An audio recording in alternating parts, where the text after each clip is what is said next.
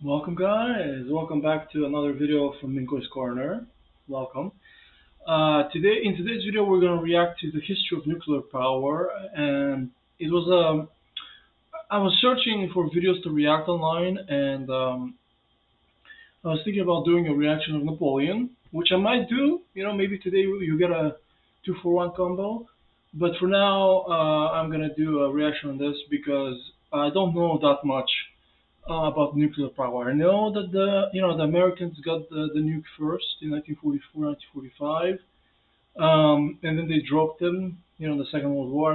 I know that in 1945 the Russians were able to make nukes, but other than that, I don't have that much knowledge regarding nuclear power. Which I know that Israel and like North Korea has them, and China, but I don't know that much about the history and about everything surrounding it.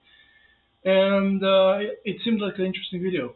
Let's go in. I hope you enjoyed this. We begin in 1896. In Paris, physicist Henri Becquerel accidentally discovers during an experiment that uranium leaves a trace or darkens a photographic plate without any other light source. He concludes that uranium naturally emits a ray he calls uranique in French. In the following years, physicists Pierre and Marie Curie discover other elements that also naturally emit radiation. They call the phenomenon radioactivity. Later, Ernest Rutherford, a British physicist born in New Zealand, suggests that radioactivity is radiation that accompanies the disintegration of atoms, which were previously considered to be indestructible. Other findings are then used to better understand the structure of the atom, with electrons revolving around a nucleus composed of protons and neutrons. In 1938, two German chemists, Hahn and Strassmann, discover nuclear fission. Bombarding an atom of uranium with a neutron, it is divided into two, releasing energy. The following year in Paris, Frédéric Joliot-Curie discovers that during the Is it like the son of Marie Curie, Joliot-Curie, the son, the uncle? nuclear fission of uranium, three neutrons are ejected, which in turn could cause further fission of atoms. Oh, He it's a chain discovers the reaction. ability to initiate a chain reaction and thus produce a large amount of energy. Oh, In Europe, World War II breaks out. While Germany continues to conduct research on uranium, Albert Einstein is convinced by Hungarian physicists to sign a letter addressed to Roosevelt, the President of the United States, informing him of recent nuclear discoveries and the possibility of creating a very powerful bomb using uranium. The United States benefits from the influx of European scientists fleeing war and invests in research. At the University of California, Glenn Seaborg discovers that irradiated uranium produces a tiny amount of plutonium, a new metal that is radioactive and fissile. That is, it can trigger a chain reaction. In Chicago, Enrico Fermi creates the first atomic pile and for the first time manages to control the first chain reaction of the fission of uranium atoms. Research is accelerated and substantial resources are invested.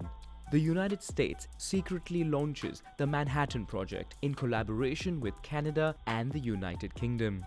Top scientists gather in about 30 secret locations with the best laboratories at the time made available. they don't gather in Manhattan? Okay, so it may seem stupid, but why is it called the Manhattan Project? And they don't have like a secret location in Manhattan? Like, is it just because it sounded cool? Like, To them. Their goal is to create the atomic bomb. The goal is to create a bomb from uranium and another from plutonium. In nature, uranium is composed of more than 99% of uranium-238, that is a nucleus of 92 protons and 146 neutrons, and 0.7% of uranium-235 with 3 neutrons less. Only the latter is fissile and therefore useful in the project. The challenge is isolating and concentrating it to obtain so-called enriched uranium. The Okay. United States manages to produce 64 tons of highly enriched uranium to be used in the manufacture of the first bomb. 64 By propelling tons. a highly enriched uranium block onto another, the material becomes supercritical.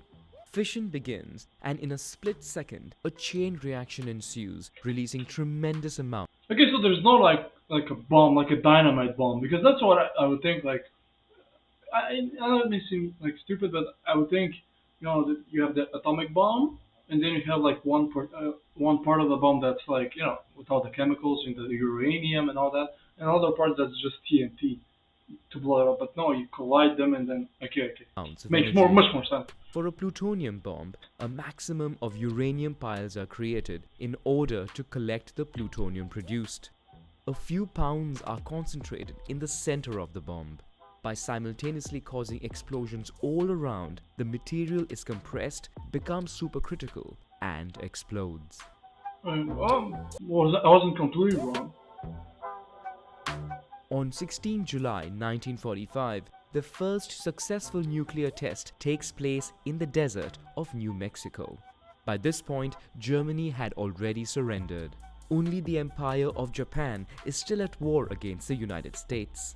After Japan refuses to surrender unconditionally, the United States drops 2 atomic bombs on the country, a uranium bomb on Hiroshima and a plutonium one on Nagasaki. So basically, they Two want to bombs test them. cause about 200,000 civilian casualties. That's Days later, Japan surrenders. yeah. With the United States demonstrating its power to the world, the USSR accelerates its own nuclear program to try and catch up. 1945, 49. The USSR conducts its first nuclear test. During the Cold War, both powers engage in a frantic arms race. Large sums are spent to gain technological superiority and possess the world's largest nuclear arsenal with the ostensible aim of deterring the enemy from attacking. While the United Kingdom tests its first atomic bomb, the United States tests its first thermonuclear bomb, also known as the hydrogen or H-bomb. This is a fusion bomb, that is, it reproduces the reaction occurring in stars by fusing 2 light atoms, What? deuterium and tritium, under high pressure. They reproduce what happens in stars? What the And a fuck? temperature of several million degrees Celsius. To achieve these conditions, it is decided to use the atomic bomb as a trigger. The explosion of the plutonium bomb creates the right conditions to trigger the fusion of atoms. The So now the atomic bomb is just the initiating device. explosion that follows is far more powerful than nuclear fission.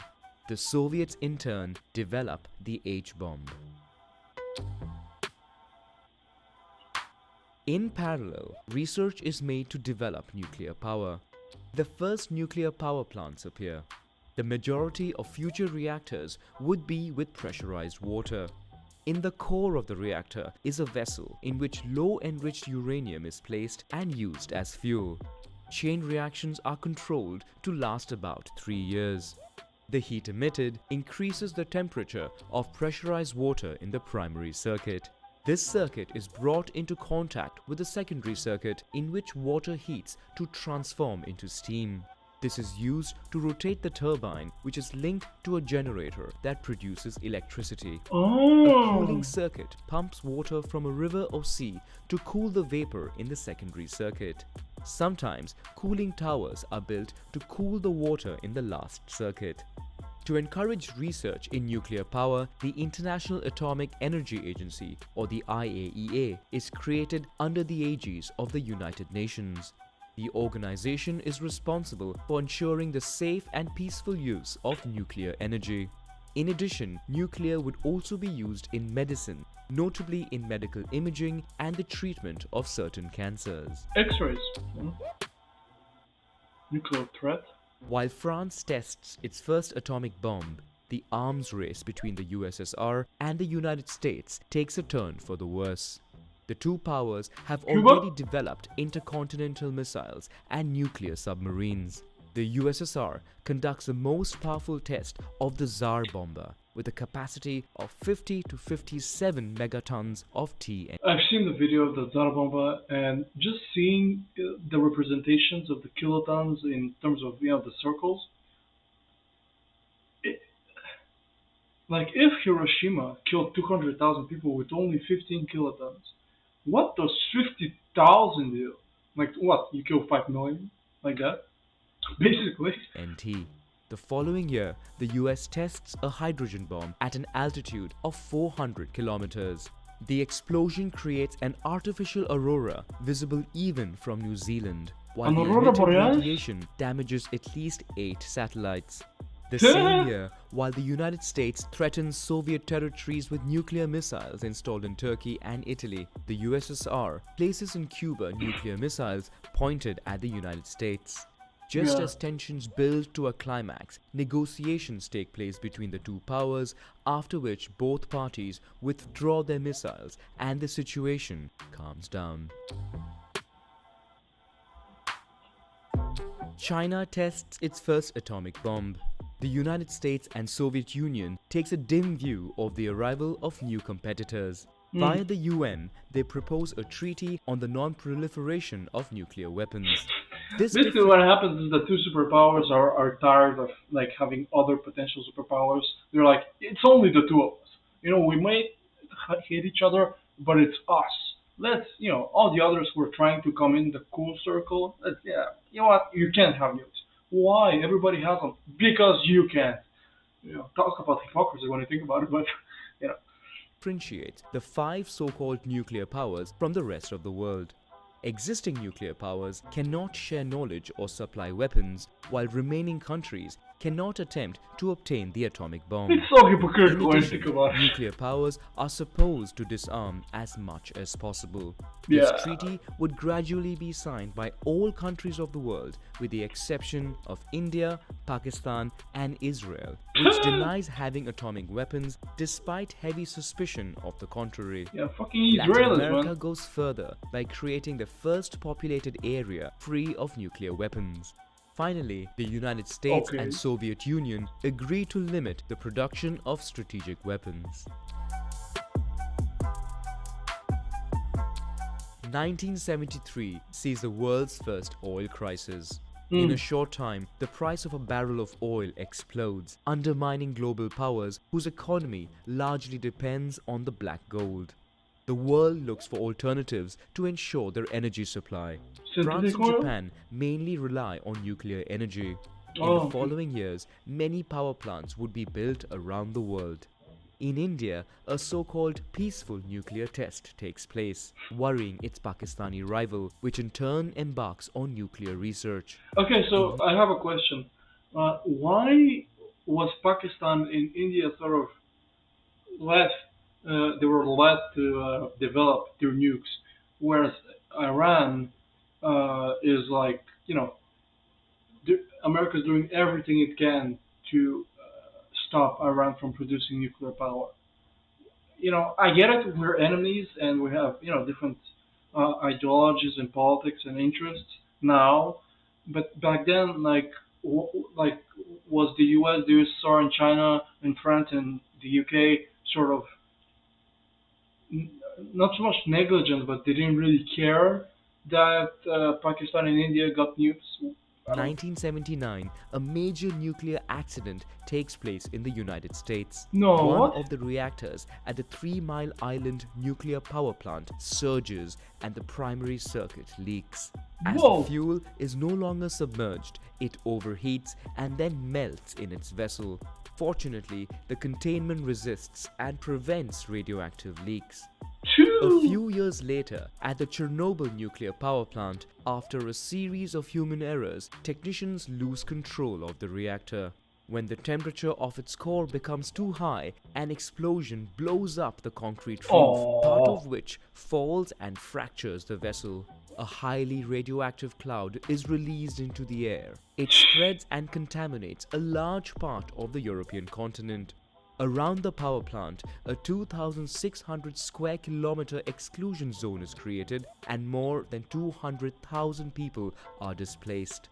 Around the world, the accidents generate or strengthen popular opposition to nuclear power, which puts a heavy 1989, brake on the 1991, here we development come. of the industry. Explosion of the USSR. After the fall of the USSR and the end of the Cold War, Look at Russia, man. I mean, I understand why Russia is pissed that the Soviet Union collapsed, because look at this. They lost all the territory they had. It's the US and Russia continue to reduce their nuclear arsenals. In addition, after more than 2,000 official nuclear tests in the world, the 2,000? Comprehensive Nuclear Test Ban Treaty, or the CTBT, is introduced. It does not enter into force because out of the 44 countries with nuclear reactors at the time, 3 do not sign it and 5 others sign but do not ratify it. 2 years later, India and Pakistan conduct a series of nuclear tests. No, Abdul really? Qadir Khan, considered the father of the Pakistani atomic bomb, acknowledges having developed a clandestine network originating in Dubai, which has been providing Libya, Iran, and North Korea with the plans and materials necessary to create an atomic. Oh, I was wondering how all those 3 nations, because I know that Libya and Iran and North Korea, or at least North Korea has nukes. Libya was planning on getting nukes, as well as Iran is, with Iran. But I was wondering, like, how did it all start? Okay, it started by basically the father of nukes in Pakistan started selling or giving away. I think it's selling the secrets. Bomb. North Korea, after withdrawing from the Treaty on the Non-Proliferation of Nuclear Weapons, now declares that it has carried out its first nuclear test. At the same time, Iran announces that it has successfully enriched uranium, which worries the international community. Israel, for its part, maintains ambiguity over its nuclear program. Many believe the country has dozens of atomic weapons, but the latter neither confirms nor denies reports to deter any potential enemy. One of the advantages of nuclear power is that it emits little carbon dioxide. However, it generates radioactive waste with a lifespan of up to several 100,000 years. While most of the waste has a lifespan of a few decades, current technologies do not offer a definitive solution for high-level, long-lived waste. Most countries rely on deep geological repositories to store nuclear waste more than 300 meters under the Earth's surface. We bury it? That's our big plan? We bury the waste? On March 11, 2011, Japan suffers a triple disaster. After a 9.1 magnitude earthquake, the most violent ever recorded in the country, its coasts are hit by a powerful tsunami with a height of over 10 meters, affecting the Fukushima nuclear plant. Crashes prevent the cooling of the core of its reactors. Within days, 4 reactors explode, releasing a highly radioactive cloud that is blown towards the Pacific Ocean, reaching the North American continent and then spreading throughout the Northern Hemisphere. All 39 Japanese nuclear reactors are then shut down. Okay, but when the collapse or the explosion of the Japanese nuclear reactor happened, I remember it, but I always thought it was like Chernobyl, human error, but it was like purely accidental, and it was purely from an earthquake. It wasn't like the machines didn't work or the safety catches didn't work. No, it was just the biggest earthquake ever hits. In the aftermath, Germany announces a phasing out of nuclear power. Elsewhere, most nuclear who the hell are you to announce it? Like, okay, so everybody around the world like, oh, Germany said that, let's shut down everything. Shutting down. What the hell? Countries review the safety of their plants. Current situation and future. Okay. While 9 countries still have 16,000 nuclear bombs, at the UN, a treaty on the prohibition of nuclear weapons, which aims at the complete elimination of nuclear weapons, is voted by 122 countries. Everybody doesn't have a nuke. Oh, it's so funny. It's so hilarious. Like everybody who doesn't have a nuke is like, you know what? Let's stop with the nukes, guys. Everybody has a nuke. Is like, hey, what the hell are you talking about, man? What the hell are you talking about? That's so hilarious. And like the two superpowers have like 6,000 nukes. Everybody has like 100, 200, 300. That's so funny. countries. Only the Netherlands votes against, while Singapore abstains. But the vote is marked above all by the absence of many countries, including the nuclear power They didn't even vote against it. They're like, you know what? This is hilarious. Go vote. It's good. Go vote your little voting vote. Like what the hell? powers and member countries of NATO. If the treaty is ratified by 50 countries, it will come into force. Today, Duh. 34 countries have already ratified it. In terms of nuclear power, 417 operating reactors produce just over 10% of the world's electricity. 46 reactors are under construction, including 10 in China, whose energy needs are increasing. Elsewhere in about the the world, the energy. nuclear fleet is aging. Two-thirds of global reactors are older than 30 years, out of their originally planned lifespan of 40 years. Their future dismantling promises to be costly. New generations of nuclear power plants struggle to meet the world's rising energy needs, while its construction suffers significant delays and additional costs. Meanwhile, 35 countries are collaborating around the International Thermonuclear Experimental Reactor, which is being carried out in France. The aim is to study the possibility of building nuclear fusion power plants over the long term. Its budget has already jumped from 5 to 19 billion euros. But if the project is successful, it could offer a new type of power plant that would produce a large amount of electricity with little raw material and very little radioactive waste. Okay, so this video was amazing. It was so all encompassing. I learned everything about nuclear power and its history. It's very fascinating. It's very fascinating who holds the power, who is against nukes, everybody who doesn't have nukes. Um, but yeah, I don't think, like in my opinion, this is my opinion, guys. In my personal opinion, I think nukes, the invention of the nuclear power of bomb, was one of the best things that ever happened in the 20th century. And people might say, "Whoa, how can you say that? Look how many disasters happened. 200,000 people died in Japan, and all the reactors that exploded in Chernobyl, and the one in the U.S. that I've never heard about. How can you say that? It's so dangerous that people, humans have that kind of power. In my opinion, personally, if we didn't have nukes, there would have been a third and a fourth world war by now, 100,000%. At minimum, a third. I mean, it's the only reason why there hasn't been a third world war is because of fear. Humans react to fear.